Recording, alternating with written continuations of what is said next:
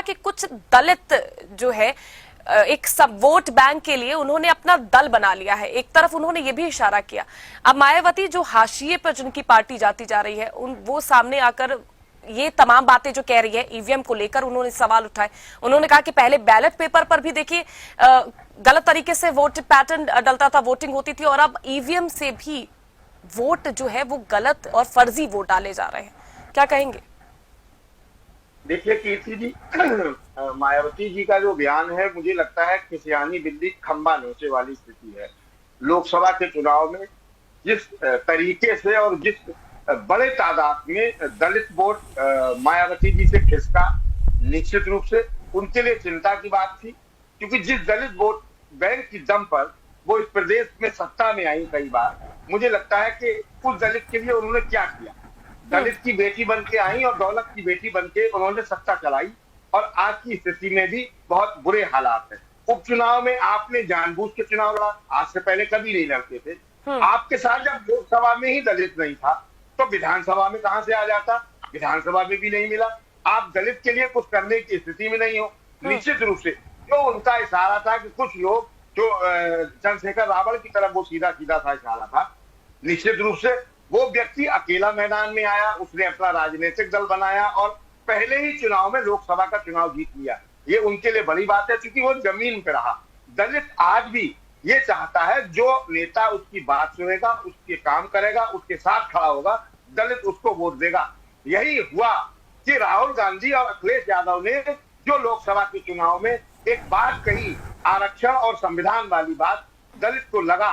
निश्चित रूप से उस दलित ने उस समय आरक्षण और संविधान की बात को लेते हुए 5 किलो राशन नकार दिया सरकार का, सरकार की कानून व्यवस्था को नकार दिया, और वो लोकसभा में कांग्रेस और इंडिया गठबंधन के साथ चला गया।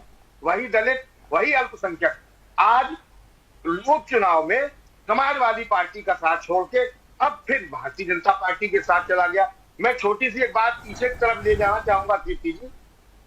आदरणीय अशोक जी हमारे बड़े भाई हैं। 2022 में माननीय मुलायम सिंह यादव जी मैनपुर के सांसद हुए थे, उस समय 1,48,000 प्लस वोट मिला था। उस समय भारतीय जनता पार्टी को मात्र 80,000 प्लस वोट मिला। लोकसभा उपचुनाव जब डिंपल यादव लड़ी उनके निधन के बाद, तो 1,40,000 प्लस था वोट, मतलब 48 से 40 पे आ गया था। 65,000 उस समय भारतीय जनता पार्टी को वोट मिला। उसके बाद जब इस बार 2024 में जो लोकसभा चुनाव डिंपल यादव जी लड़ी, तो वो वोट 1,34,000 रह गया मात्र, और भारतीय जनता पार्टी को 65 से 75,000 पहुंच गया। और इस बार उपचुनाव में वही वोट 1,04,000 रह गया, और भारतीय जनता पार्टी को 89,000 वोट मिला। तो निश्चित रूप से हर चुनाव में चाहे 10,000 कम हो, चाहे 5,000 कम हो, वोट बैंक समाजवादी पार्टी का खिसकता दिखा।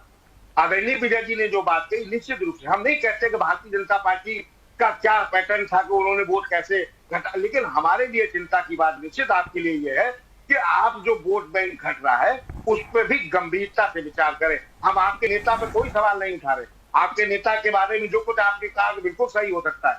आदरणीय विजय जी ने जो बात कही वो भी सही हो सकती है, आदरणीय राघवेंद्र जी ने भी कहा वो भी ठीक। हम भी कहते हैं कि प्रदेश की कानून व्यवस्था अच्छी है, विकास हो रहा है, सड़कें हो रही हैं, हवाई अड्डे बन रहे हैं, मेडिकल कॉलेज। आप हवाई अड्डे की चर्चा नहीं करते।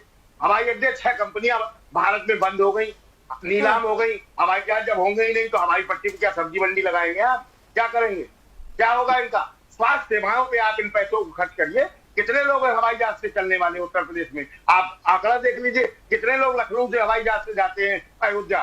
निश्चित रूप से एयरपोर्ट होना अच्छी बात है, सब जगह होना अच्छी बात है, लेकिन उन चीजों को भी देखिए तो जनता से जुड़ी बातें हैं।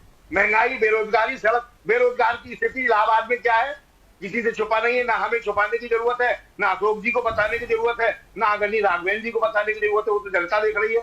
20,000 छात्र वहां पढ़ा था, आपका 3-3 दिन चर्चा पानी की समस्या थी, वहां बहुत सारी चीजें थी। तो निश्चित रूप से जो व्यक्ति जनता के जुड़े मुद्दों पर बात करेगा, जनता उसको वोट करेगी और सत्ता में वही रहेगा। आदरणीय तिवारी जी ने एक बात और कही, अखिलेश जी वहां 17 से लेके यहाँ तक, निश्चित रूप से ऐसा नहीं है। मुलायम सिंह यादव जी जब राजनीति करते थे, उनका रहता था कभी चक्का जाम, रेल रोको, सड़कों पे आंदोलन, जेल भरो आंदोलन। अब आप ये चाहते हैं कि ट्विटर से देश चल जाए। ट्विटर से समाजवादी पार्टी कभी नहीं चलेगी। समाजवाद ट्विटर से कभी नहीं चला, न चल पाएगा।